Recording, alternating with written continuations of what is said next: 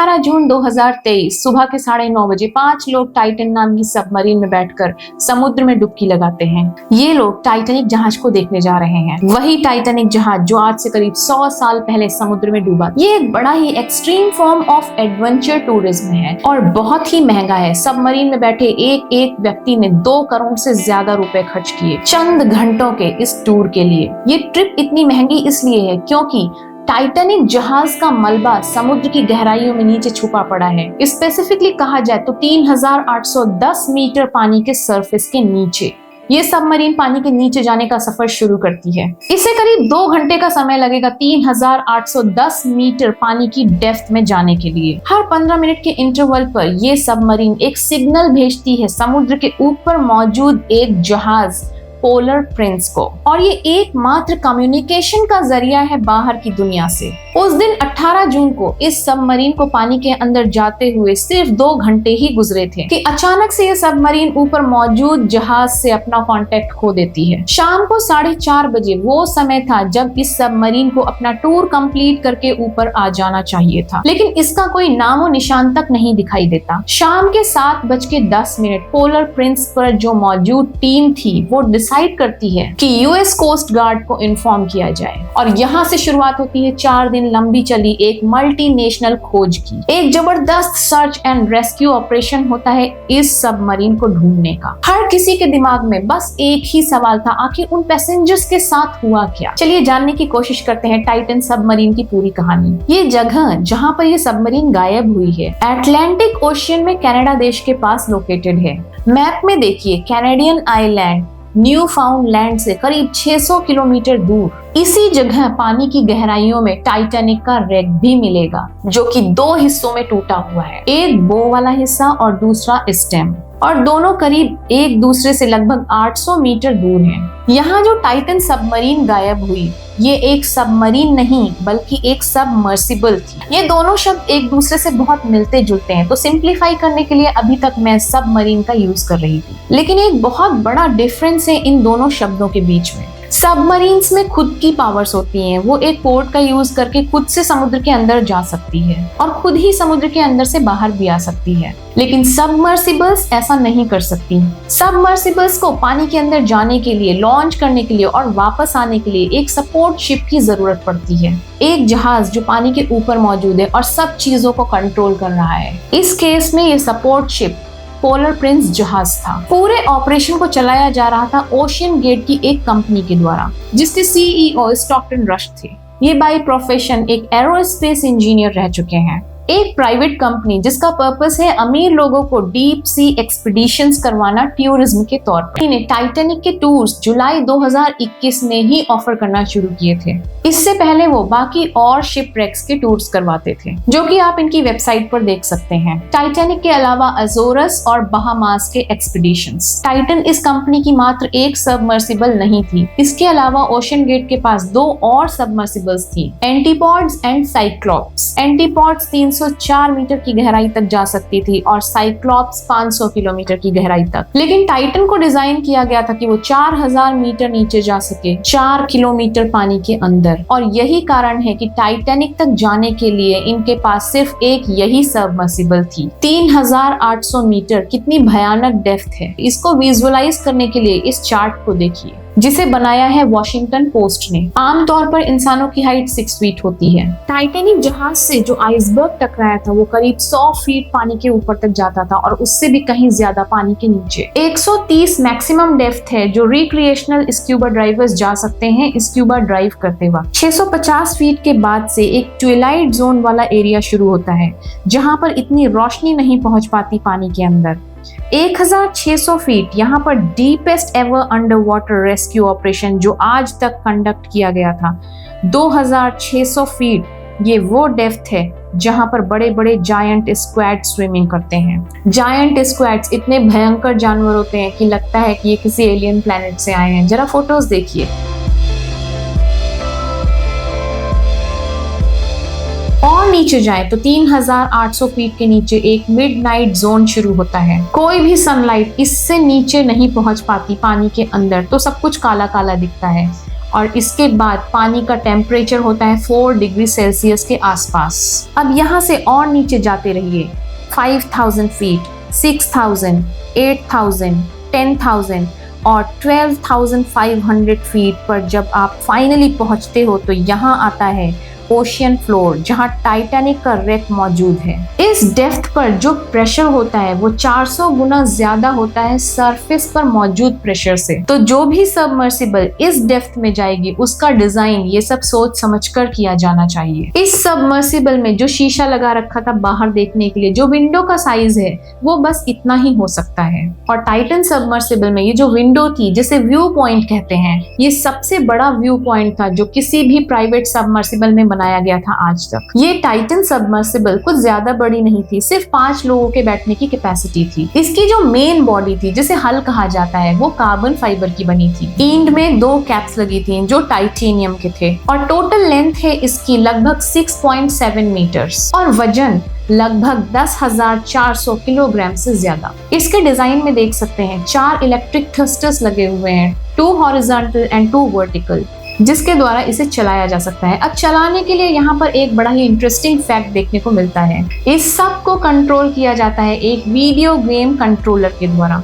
ये एक्चुअली इतना वियर्ड नहीं है जितना सुनने में लगता है, क्योंकि यूएस नेवी भी अपनी सबमरीन्स के लिए इनका यूज करती है। लेकिन हाँ, ये बात है, यहाँ पर पूरी की पूरी सबमर्सिबल को कंट्रोल किया जा रहा था एक वीडियो गेम कंट्रोलर के द्वारा। इसका मतलब जो इस सबमर्सिबल को चला रहा था पानी के अंदर, वो भी एक वीडियो गेम कंट्रोलर का यूज कर रहा था। इसके अंदर का नजारा जब आप देखोगे तो इसके अंदर बैठने के लिए कोई सीट नहीं थी, लेकिन एक टॉयलेट जरूर बना रखा था जो छोटा सा था और व्यू पॉइंट के पास नहीं था, और टॉयलेट पर कोई बैरियर भी नहीं था। अब क्योंकि ये सबमर्सिबल इतनी डीप जाती है पानी में, तो यहाँ पर कोई जीपीएस काम नहीं करता। जो कम्युनिकेशन होता है इनका सपोर्ट शिप के साथ, वो किया जा रहा था एक टेक्स्ट मैसेजिंग सिस्टम के थ्रू।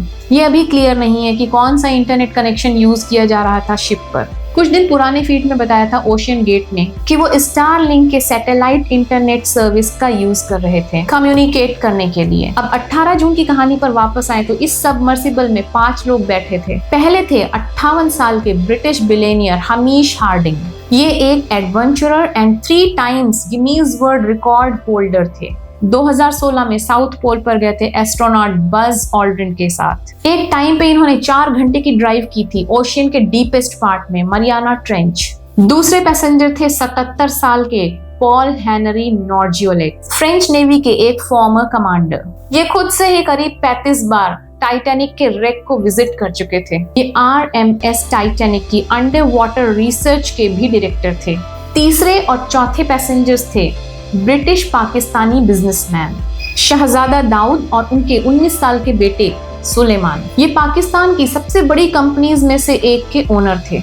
उस दिन जैसा कि मैंने बताया कि ये सबमर्सिबल हर 15 मिनट में कम्युनिकेट कर रही थी ऊपर मौजूदा जहाज से, और ये कम्युनिकेशन स्टॉप हो जाता है सुबह के 11:15 पर। इसके बाद कोई कम्युनिकेशन, कोई सिग्नल नहीं आता। इसके बाद भी ये एक्सपेक्ट किया जा रहा था कि टाइटन का जो 4:30 बजे का टाइम था सरफेस पर होने का, उस टाइम तक ये वापस आ जाएगी, क्योंकि बाई चांस अगर ये सबमर्सिबल्स पानी के अंदर फंस जाती हैं तो एक तरीका था पैसेंजर्स के लिए अंदर से ही इसे टिल्ट करके आगे पीछे ढकेल कर ऊपर तक आने का, और ये किया जाता है बैलिस्टर्स को रिमूव करके। बैलिस्ट असल में स्टेबिलिटी प्रोवाइड करने के लिए एक बहुत इंपॉर्टेंट हिस्सा होता है जहाजों और सबमरीन्स में। अपने आप में ये भारी वजन होते हैं और कुछ नहीं। इसी मदद से सबमरीन्स पानी के अंदर डिसेंड कर पाते हैं। पहले के जमाने में पत्थरों और सैंड बैग्स का यूज किया जाता था बैलेस्ट के तौर पर, लेकिन आजकल की सबमरीन सिर्फ पानी का यूज करती हैं। बैलेस्ट टैंक में पानी भरा जाता है जिससे कि इनका वजन बढ़े और ये पानी के अंदर जा सके।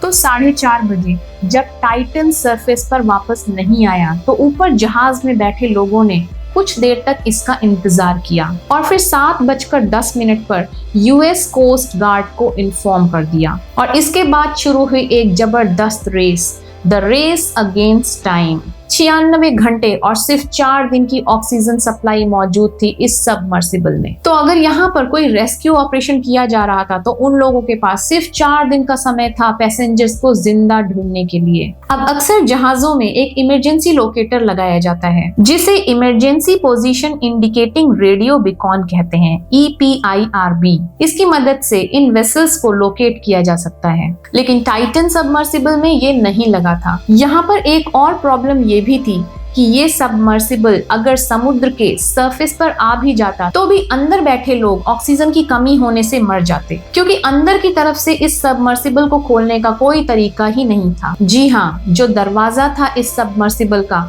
वो सिर्फ बाहर से ही बंद किया जा सकता था और बाहर से ही खोला जा सकता था, चाहे ये मर्सिबल पानी के अंदर हो या ऊपर हो।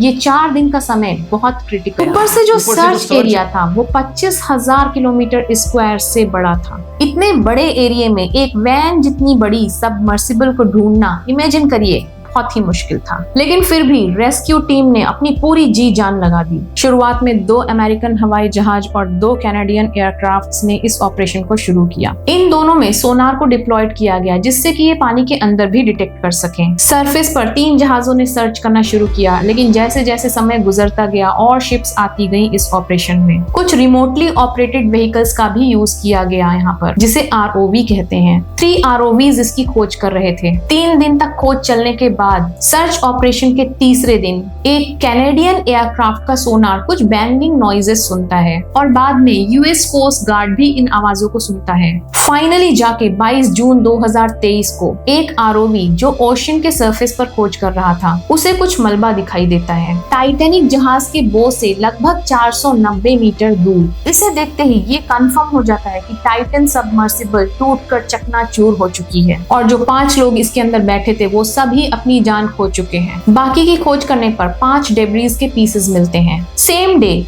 US कोस्ट गार्ड की तरफ से इंफॉर्मेशन आती है एक प्रेस कॉन्फ्रेंस में कि जो बैंगिंग नॉइजेस उन्होंने सुनी थी उसका इस सबमर्सिबल से कोई संबंध नहीं था। एक्चुअली में यहाँ पर कंक्लूजन ये निकलता है कि टाइटन हाई प्रेशर की वजह से इम्प्लोड कर गई। इम्प्लोजन शब्द सुनकर आपको लग रहा होगा कि इसका मतलब है फट जाना, लेकिन इसका मतलब एक्चुअली में है एक्सप्लोजन शब्द का उल्टा। हम एक्सप्लोजन शब्द का यूज करते हैं किसी धमाके के लिए, जैसे कि कुछ फट जाता है तो जो फोर्स होती है वो बाहर की ओर जाती है, लेकिन इम्प्लोजन में जो फोर्स होती है वो अंदर की तरफ लगती है। स्क्वीज होकर फट जाना ये होता है इम्प्लोजन। और कैटास्ट्रोफिक इम्प्लोजन का मतलब है जो इम्प्लोजन इतनी तेजी से हुआ कि पूरा का पूरा स्ट्रक्चर ही खत्म हो गया और इसमें 1 मिली सेकेंड का भी समय नहीं लगा। इसका मतलब जो लोग इसके अंदर बैठे थे उनको इसका अंदाजा तक भी नहीं लगा। तो अब क्या कारण है यहाँ पर इम्प्लोजन के पीछे? असल में जो टाइटन की मेन बॉडी थी वो कार्बन फाइबर की बनी थी, लेकिन आमतौर पर जो सबमरीन जो सबमर्सिबल्स बनाई जाती है वो टाइटेनियम, स्टील्स या एल्यूमिनियम की बनाई जाती है। टाइटन का ये कार्बन फाइबर का डिजाइन एक एक्सपेरिमेंटल डिजाइन था। समुद्र के इतने नीचे कार्बन फाइबर की प्रॉपर्टीज काम करेंगी या नहीं इसे आज तक किसी ने भी टेस्ट नहीं किया था और इस डिजास्टर को देखकर हम कह सकते हैं कि कार्बन फाइबर एक सुइटेबल मटेरियल नहीं है। यही चीज कही ओशियन एक्सप्लोरर रॉबर्ट बेलर्ड ने,